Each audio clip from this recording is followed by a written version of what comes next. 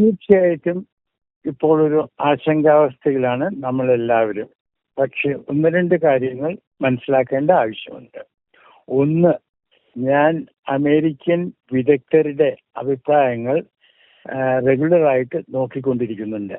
അതിലാരും പറഞ്ഞിട്ടില്ല president Trump ഇതുവരെ ചെയ്തത് ശരിയാണെന്ന്. ആരും പറഞ്ഞിട്ടില്ല പ്രസിഡന്റ് ട്രംപിന് ഇറാനെ നിരായുധീകരിക്കാനോ അല്ലെങ്കിൽ സറണ്ടർ ചെയ്യിപ്പിക്കാനുള്ള കഴിവ് ഉണ്ടെന്ന്.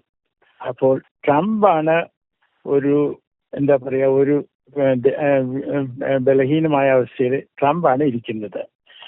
ഇറാനെ സംബന്ധിച്ചിടത്തോളം അവർ വളരെ ഡിഫൈൻഡ് ആണ്.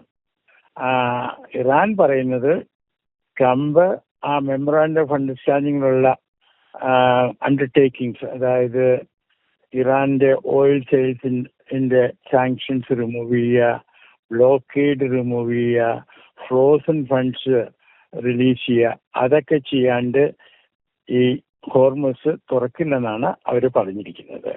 ട്രംപ് അദ്ദേഹത്തിന്റെ ഭാഗത്തുനിന്ന് പറയുന്നത് ഹോർമസ് അദ്ദേഹത്തിന്റെ കൺട്രോളിലാണ്, അത് ഓപ്പൺ ആണ്.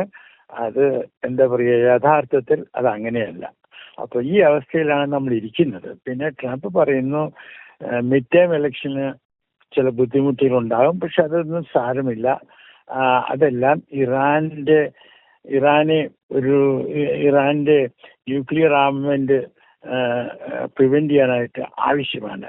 പക്ഷേ പബ്ലിക് സപ്പോർട്ട് താഴോട്ട് പോയിക്കൊണ്ടിരിക്കുന്നു, സ്റ്റോക്ക് മാർക്കറ്റ് താഴോട്ട് പോയിക്കൊണ്ടിരിക്കുന്നു, എണ്ണവില കൂടിക്കൊണ്ടിരിക്കുന്നു. അതിന്റെ അഭിപ്രായത്തിൽ ട്രംപിന് അടുത്ത ദിവസം അല്ലെങ്കിൽ അടുത്ത ആഴ്ചകളിൽ ഇറാനോട് കൺസെഷൻസ് കൊടുത്തിട്ട് സംസാരിക്കേണ്ട ആവശ്യം വരും.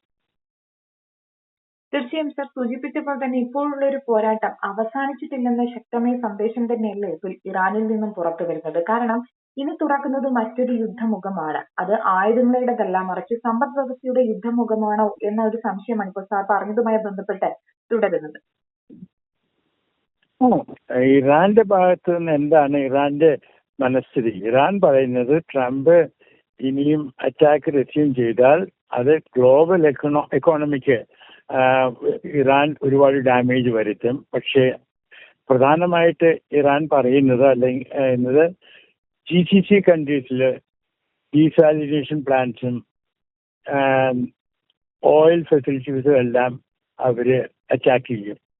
അപ്പൊ അതുകൊണ്ടാണ് GCC ട്രംപിനോട് എത്ര പ്രാവശ്യം പറഞ്ഞിരിക്കുന്നത്, ദയവ് ചെയ്ത് ഇനിയും ആക്രമണം തുടരരുത്, ഇറാനോട് സംസാരിക്കുന്നു.